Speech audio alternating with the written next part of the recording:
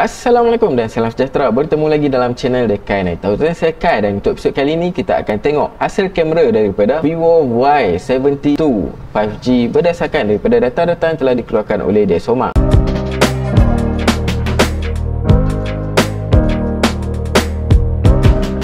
Alright guys, so bagi siapa yang tak tahu apakah itu DxOMark, DxOMark ni merupakan sebuah image lab yang terdapat di Paris, yang mana mereka ni memang pakar lah untuk buat test berkaitan dengan display, audio, bateri dan juga image quality. So laporan-laporan yang diorang keluarkan memang sangat-sangat detail dan juga tepat. So guys, tanpa buang masa lagi, jom kita tengok. Alright guys, so kalau kita boleh tengok dekat tajuk sini, Vivo Y72 5G camera test strong in autofocus. So kalau kita boleh nampak dekat sini, kita boleh anggap yang Vivo Y72 ni ada autofocus yang agak sempoi lah. So nanti kita akan tengoklah result untuk Y72 ni macam mana. So untuk Y72 ni, untuk global ranking dia mendapat tempat yang ke-107. So jom kita tengok spek untuk kamera dia sikit. Primary camera dia ada 64 megapiksel sensor dengan aperture f1.79 dan dia ada autofocus. Ultra wide 8 megapiksel sensor dengan aperture f2.2. Makro dia ada 2 megapiksel sensor dengan aperture f2.4. Kemudian untuk video dia boleh record sehingga 4K 30 frame per second dan juga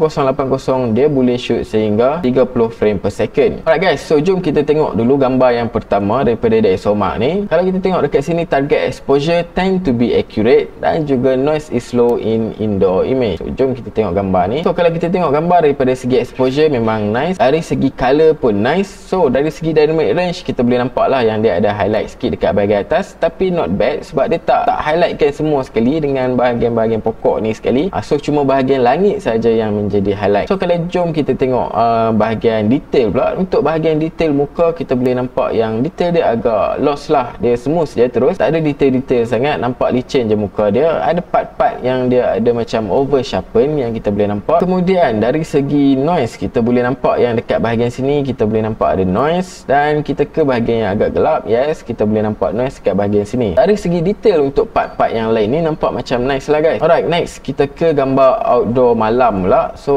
kalau kita selalu tengok video review untuk kamera-kamera yang lain lah, yang power sikit kan, kita boleh tahu yang dekat bahagian belakang ni terdapat bangunan dan dia taklah segelap macam ni lah untuk kamera-kamera yang padu kan. So untuk Y72 ni kita boleh nampak yang dia agak gelap, dia tak mampu untuk nak capture bahagian-bahagian yang gelap. So dan dia punya flash telah menyebabkan ada red eye. So kita boleh nampak lah dia ada sedikit lah, dia tak terlalu besar, dia punya tak terlalu visible sangat lah dia punya red eye dia tu kan. Kemudian daripada segi report tu dia ada inaccurate skin tone. So yes, kita boleh nampak skin tone dia ke arah kehijauan sikit, tapi taklah teruk sangat, masih lagi nampak macam skin normal. Dan dari segi noise, yes, kita boleh nampak noise dia memang visible, tapi kalau kita tengok jauh ni tak nampak macam ada noise sangat pun lah kan. Ok, next kita akan ke bahagian bokeh mode pula. So jom kita tengok gambar untuk bokeh mode ni. So untuk bokeh mode ni, gambar-gambar yang dihasilkan di dalam kamera ni secara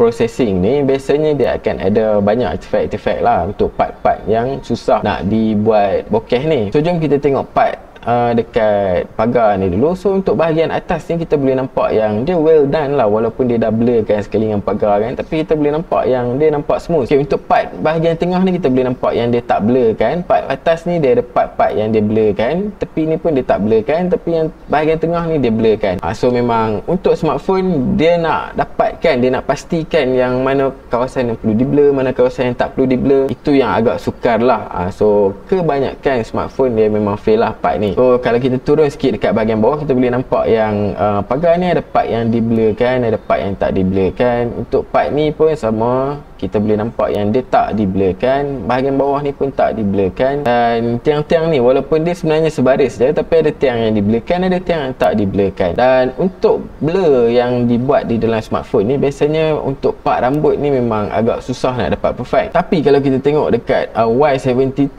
ni agak perfect guys, bahagian rambut dia. So dekat bahagian-bahagian yang macam ada lubang-lubang kecil ni pun dia agak blurkan lah. Cuma of course lah ada part-part yang dia tertinggal, macam part kawasan ni kita boleh nampak ada rambut yang di blurkan. Tapi tu nampak macam tak ada masalah sangat sebab dari jauh kita masih nampak yang dia macam natural. Dan bayangkanlah guys, kalau dia tangkap gambar tanpa pagar ni, dia mungkin boleh menghasilkan gambar yang lebih bagus daripada ni. Alright guys, so next kita akan tengok untuk ultra wide angle lens. So kalau untuk gambar ni, kalau kita boleh tengok dia punya exposure semua cantik, dia punya dynamic range dia cantik, white balance semua cantik lah. So tak ada part-part yang ada highlight clipping dan tak ada part-part yang macam ada shadow clipping. So kalau kita boleh tengok dekat sini, dia setelah di crop dekat muka subjek yang bahagian tepi ni, kita boleh tengok low level of detail dan juga ada distortion. Itu normal lah guys. Untuk ultra wide, mana-mana yang subjek berada di bahagian tepi ni confirm dia akan distort.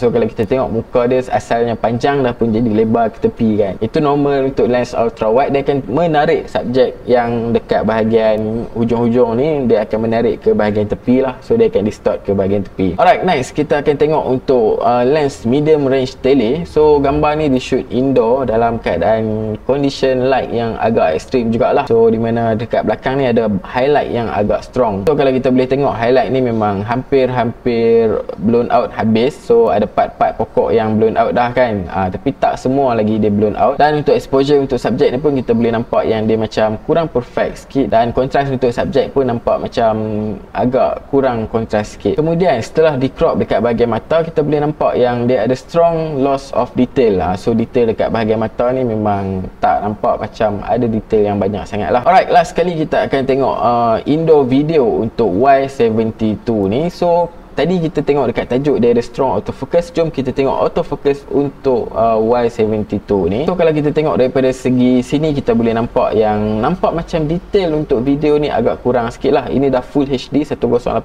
dah ni. So detail dekat kawasan-kawasan sini kita nampak macam dia tak terlalu detail sangat untuk video ni. Tapi dari segi exposure apa semua nampak macam nice lah. Dari segi white balance pun nampak nice. So jom kita tengok. So dari segi stabilization nampak macam cantik. Okay, cuma apabila dia berjalan tu kita boleh nampak yang ada pixel yang bergerak-gerak macam ni. Okay, alright, kita boleh nampak yang dia tak fokus. Dia ambil masa sikit untuk fokus, dan setelah dia fokus tu, okay, tak ada masalah dah. Okay, sebab dia susah sikit lah, dekat bahagian belakang tu ada backlight kan. So setelah dah difokus, kita boleh nampak yang untuk part yang tak ada backlight, exposure dia cantik, color dia cantik, dia punya fokus pun dah tak ada masalah. So memang dia punya autofocus ni memang nice lah, memang cantik lah. Dia mungkin ada kesusahan sikit lah untuk nak autofocus sebab tadi ada backlight yang strong kan, tapi setelah dia dah dapat fokus saja, fokus dia tu dah tak lari lagi dah. Alright guys, so itulah sahaja review untuk Vivo Y72 5G ni. So kalau korang ada apa-apa cadangan dan juga pendapat, boleh tinggalkan di ruangan komen di bawah, dan jangan lupa untuk subscribe channel ni guys. Subscribe tu percuma aja. Kita jumpa dalam video seterusnya. Assalamualaikum.